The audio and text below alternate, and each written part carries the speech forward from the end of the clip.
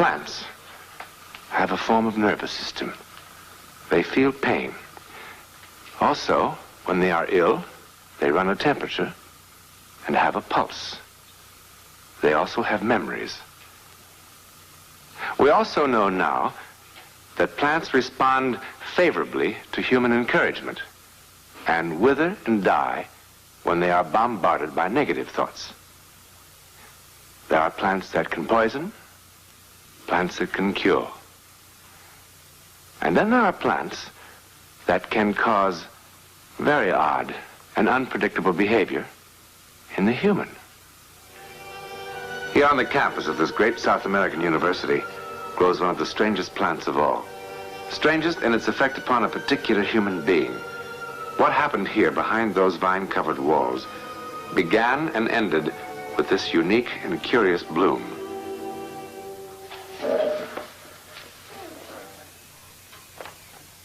It's called, and for good reason, a blood flower. There was a time when the mere act of picking this flower was a prelude to violence and death and more, much more. Especially for Professor Gavin Carroll.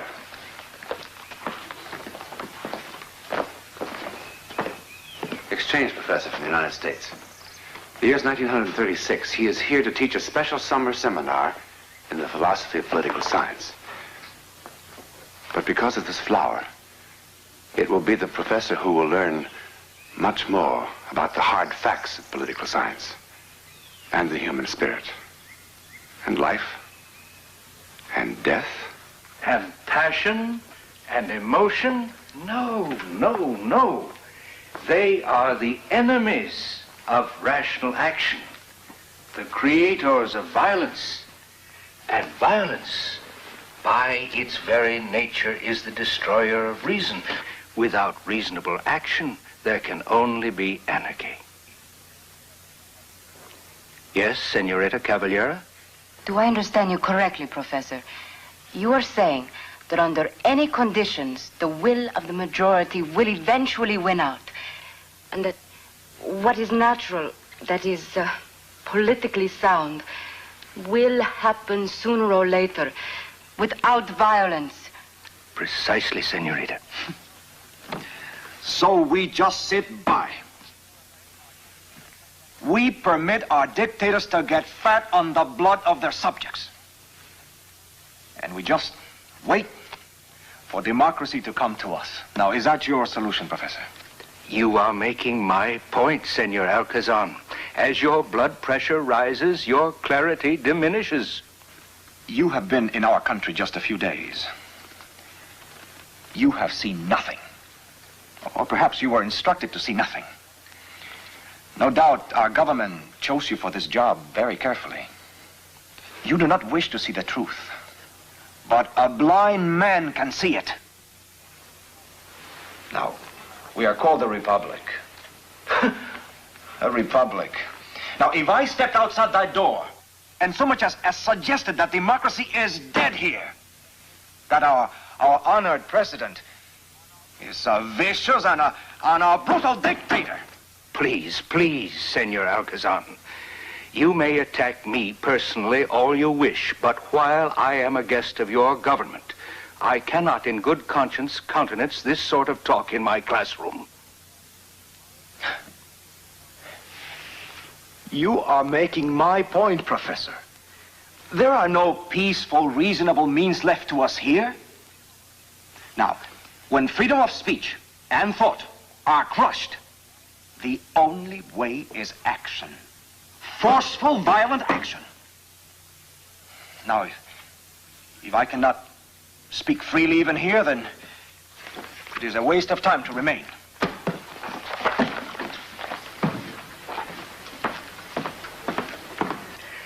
I had heard that the Latin temperament was explosive, but Senor Alcazan is practically a one-man arsenal, all by himself. In all of South America at that time, Professor Gavin Carroll was perhaps the most unlikely candidate for an act of violence.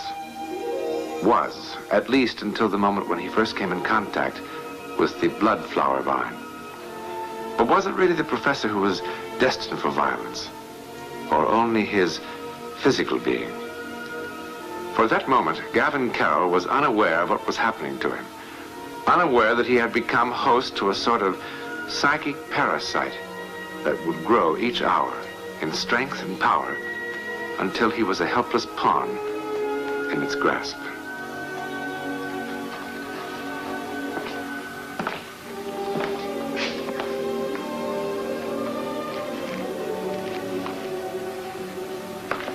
Are you looking for something, senor?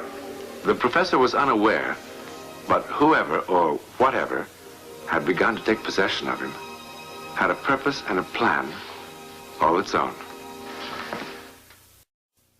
That night, unwittingly, unconsciously, Professor Carroll was once again drawn to the bloodflower vine. And this time, the psychic force of that plant began to make its purpose felt. Deep in a psychic thrall, he went directly to a small nearby cemetery and to the grave of Luis Arturo Fuentes, a revolutionary who 6 years before had met violent death in an abortive revolution. And thus began the professor's downward plunge toward the destruction of everything he believed in.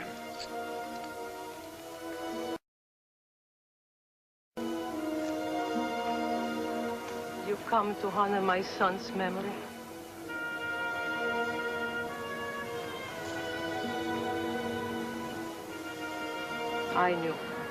I knew you would come someday.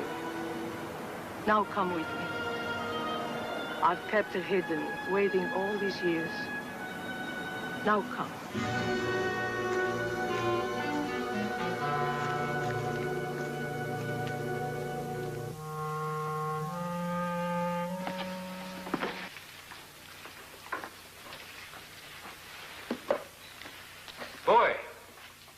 Boy, who gave this to you? Professor Gavin Carroll, personal. Shall I open it? Excuse me.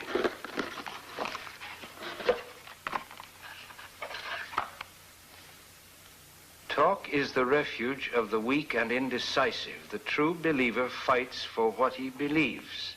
Simon Alcazan. Our Senor Alcazan is a most stubborn young man.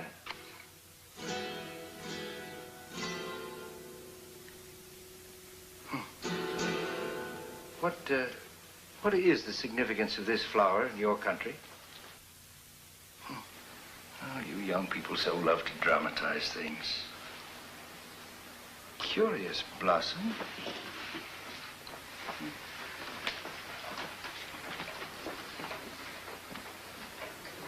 Well, perhaps I'll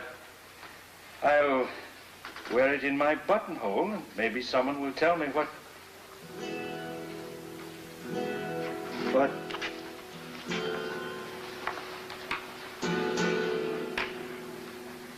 ¿Cuánto hace que estamos sin movernos, dejando que el tirano crezca? Él debe morir. Y únicamente luego ellos podrán recobrar su propio respeto o medida de gente.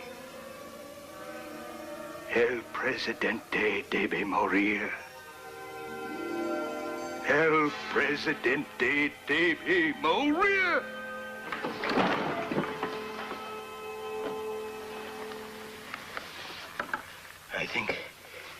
I think it best we cancel today's class. We'll get you a doctor, Professor. It will pass. It's just dizziness, vertigo. It will pass. I'll just sit here for a while.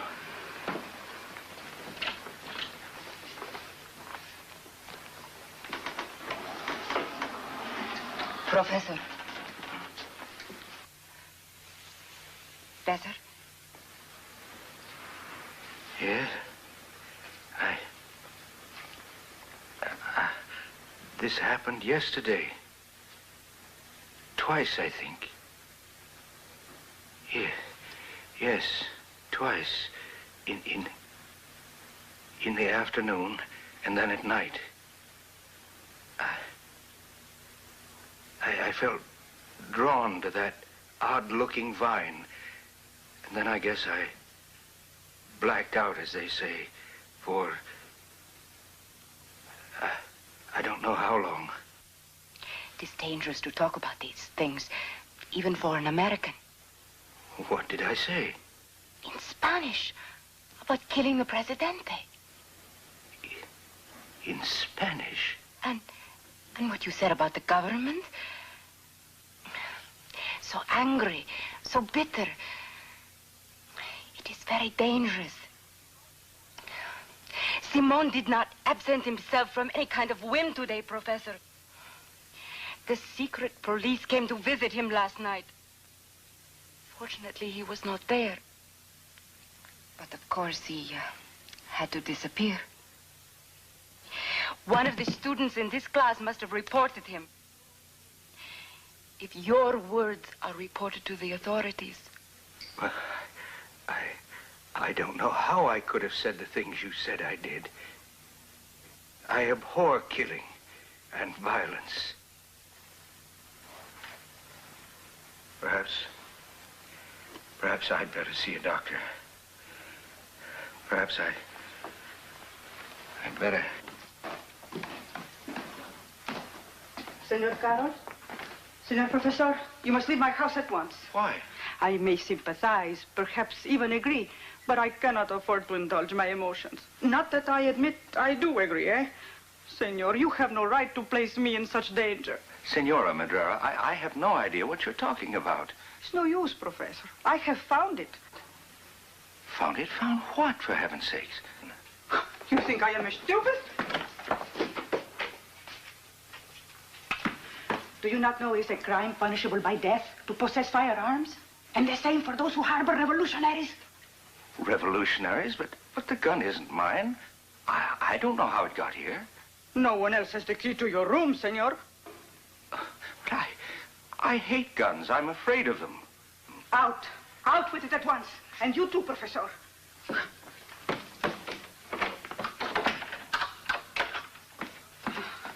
I want no trouble like this in my house. No, Senora.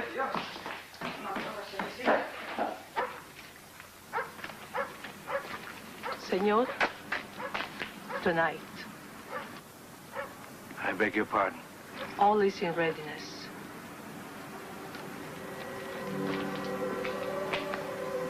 God be with you.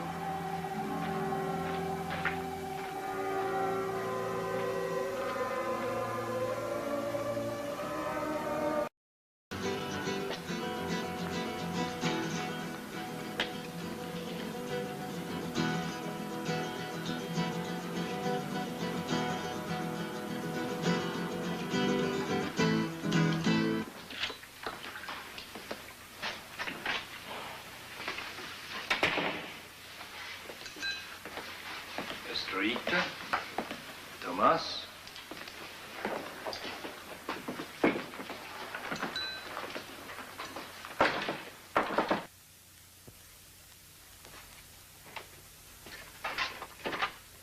Jorge? Jorge, what's the matter with you? We're all a little bit jumpy tonight, eh? Jose? Ramon? How like a nervous girl you are, Alfredo. Hardly a wise selection for so important a job, which is why I will do it myself. Do what? Alfredo, what a poor actor you are. Who has a better chance of success? Jose? Ramon? Julio? Jorge? Any one of you will be recognized before you get within 50 yards of the palace. I see I have not convinced you that I am the one to do it properly.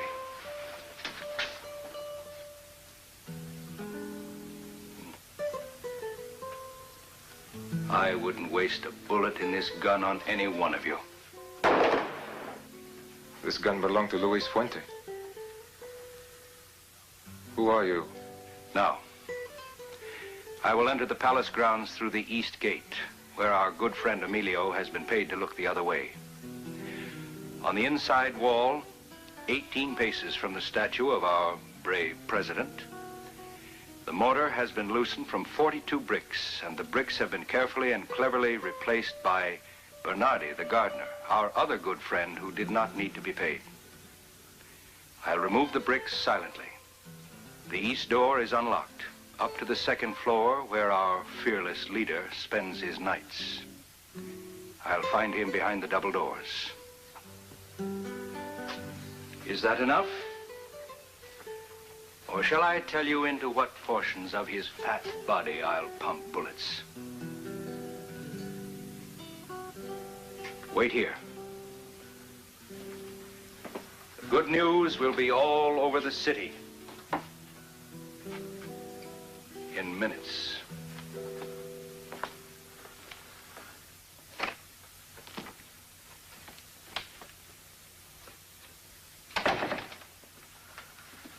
Who is he? How did he learn of our plan? Thank the saints you are all still here. I was afraid I'd be too late. Too late? They have learned of our plans. How? Emilio. He went to them and they paid him more money than we. Yes. Yes. The president will not be in his bedroom tonight. Instead, his special police will be awaiting in an ambush there, waiting to cut down whoever opens that door.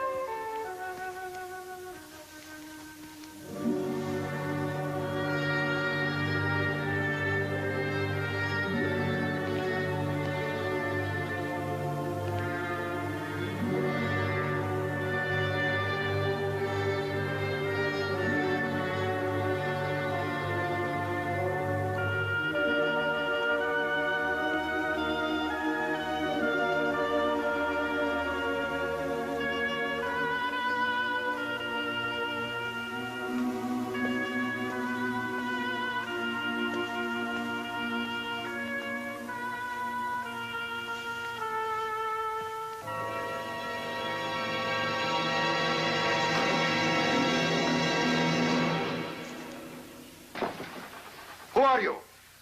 What do you want?